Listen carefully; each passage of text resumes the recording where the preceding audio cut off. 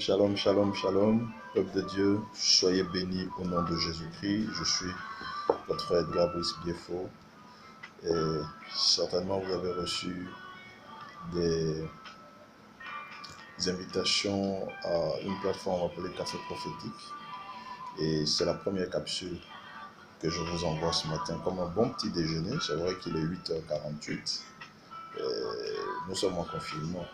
Bon, le Seigneur ne cesse pas de parler pour autant.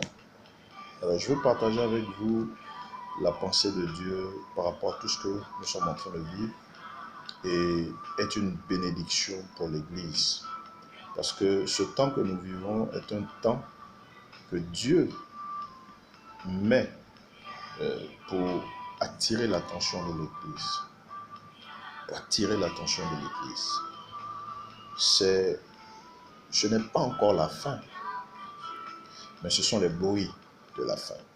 Qu'est-ce que nous devons comprendre par ça? Je vais t'inviter à prendre ta Bible dans le livre de Matthieu, le chapitre 2, le verset 1 à 7, que nous allons lire ensemble rapidement. Il est dit: en ce temps-là, parut un édit de César Auguste, ordonnant un recensement de toute la terre. Je suis bien avec moi. Un recensement de toute la terre. Ce premier recensement eut lieu pendant que Quirinius était gouverneur de Syrie. Tous allaient se faire inscrire chacun dans sa ville. Tous allaient se faire inscrire chacun dans sa ville. Et Joseph aussi monta de la Galilée, de la ville de Nazareth, pour se rendre en Judée, dans la ville de David appelée Bethléem, parce qu'il était de la maison et de la famille de David. Vous voyez, ici, on identifie la nature, la source de David, de Joseph à la royauté de David, à la maison de David, qui est une maison royale, qui est un sacerdoce royal, parce que David était à la fois prêtre, il était prophète, il était sacrificateur. Donc, son fils Joseph avait une identité cachée. Et le recensement allait révéler cette identité. Suivons encore la lecture. Il dit: alors, afin de se faire inscrire avec Marie, sa fiancée, qui elle aussi, si nous regardons dans le livre de Luc, le chapitre 3, nous voyons qu'elle est descendante de David, mais pas un autre fils de David qu'on appelle Nathan.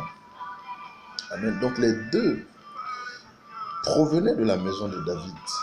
Et le recensement allait certainement le révéler. Certainement que Joseph et Marie ne savaient pas qu'ils étaient de la même maison. Mais à cause du recensement, ils allaient savoir qu'ils provenaient tous deux de David. Continuons un peu, vous verrez quelque chose de très fort.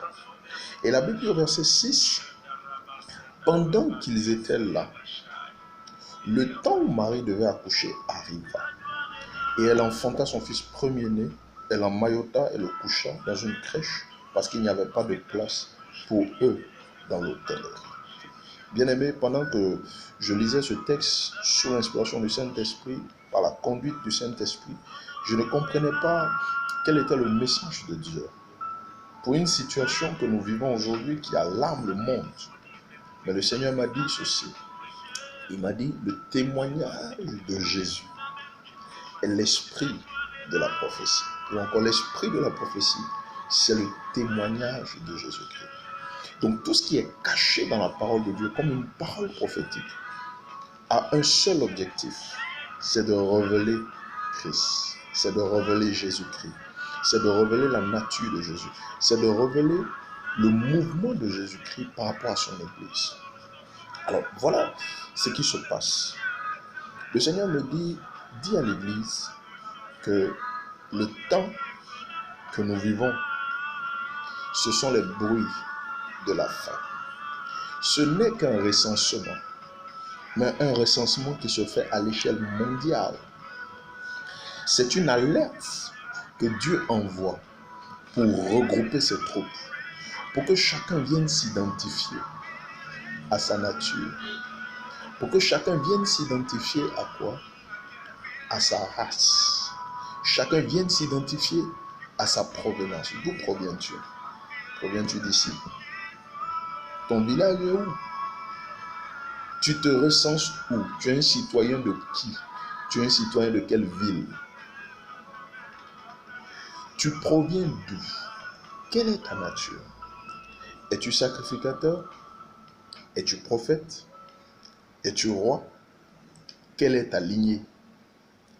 Et Là où l'Esprit de Dieu va amplifier cette révélation, et là où il va me conforter pour me dire que c'est un message qui est adressé à l'Église, c'est lorsqu'au niveau du verset 6, nous voyons que le temps du recensement de la terre a coïncidé avec le moment où Marie devait donner naissance au Sauveur de l'humanité. Souvenez-vous d'une chose, l'interprétation de la prophétie a toujours pour but de révéler Christ. Si Christ n'est pas révélé par l'esprit de prophétie, il y a un problème. Et le Seigneur me dit, tu vois, ce recensement où encore l'appel aux troupes a pour but d'annoncer la venue de Christ dans le monde. Parce que les temps coïncident toujours avec la naissance ou la manifestation de celui qui est le sauveur du monde. Les bruits qui sont en train de se faire dans le monde entier sont en train d'annoncer qu'il y a une naissance. Mais une naissance qui arrive par l'Église, qui arrive par l'épouse, qui arrive par l'Église que Christ a laissée sur la terre. Bien-aimé, il y a 3 choses qu'il faut retenir de ce que je suis en train de te dire maintenant. 1. Ce n'est pas la fin. Ce sont les bruits de la fin.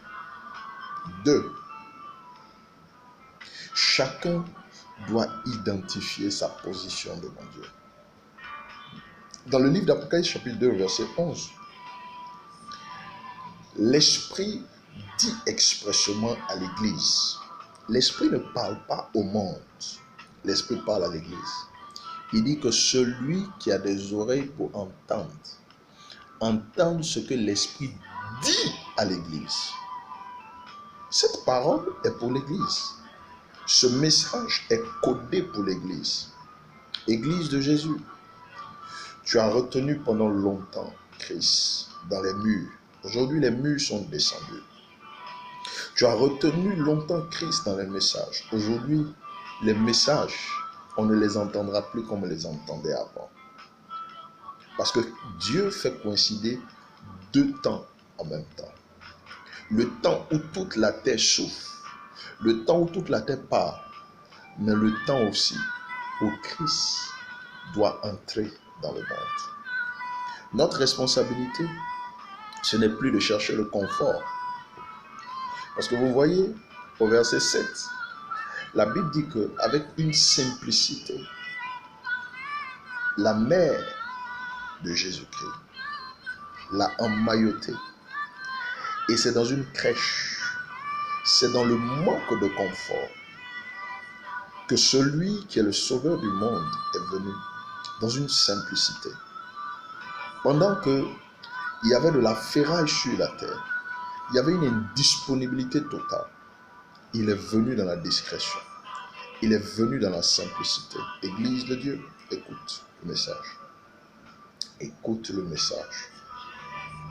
Le Seigneur fait coïncider ce qui se passe dans le monde avec la réalité spirituelle du mandat de l'Église. C'est de donner naissance à Christ dans une simplicité. Revoyons nos messages, serviteurs de Dieu. Revoyons nos messages.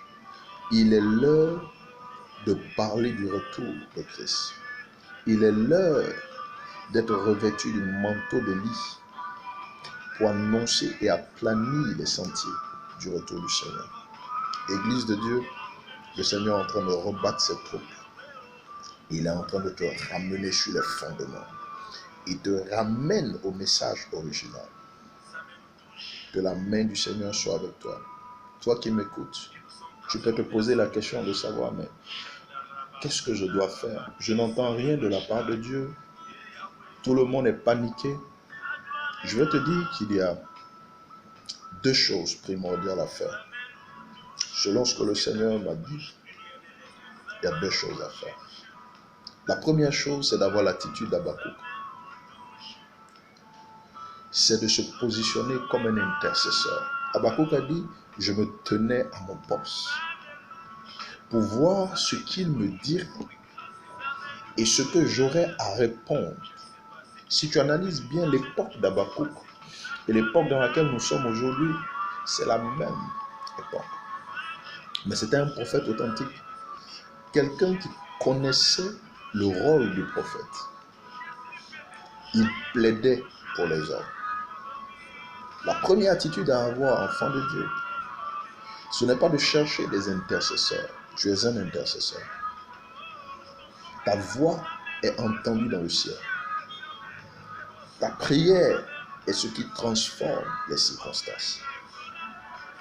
La première chose à faire, c'est d'intercéder. Intercéder pour nos bien-aimés. Intercéder pour le monde entier. Pour que les portes soient ouvertes et que la puissance de l'évangile transforme les cœurs. Voici la première attitude à avoir. La deuxième attitude à avoir, au-delà de l'intercession, c'est d'agir. C'est d'annoncer Jésus. C'est de prêcher le message du retour. C'est de prêcher la résurrection, la mort, la résurrection, mais aussi le retour glorieux de Christ. C'est une opportunité que Dieu donne à l'Église. Saisissons la parole du Seigneur. Que Dieu vous bénisse, que sa grâce soit avec chacun de nous et que l'Église soit fortifiée. Je prie que partout où nous sommes, que la main du Seigneur qui protège soit sur chacun de nous. Que la grâce de Dieu qui active l'immunité soit sur chacun de nous. Et que notre prière soit entendue dans le ciel pour la restauration de personnes, des vies qui sont touchées par la peur, par la dépression. Que le mandat divin de Dieu pour l'Église s'accomplisse avec puissance au nom de Jésus-Christ. Amen. Bonne journée et à la prochaine vidéo.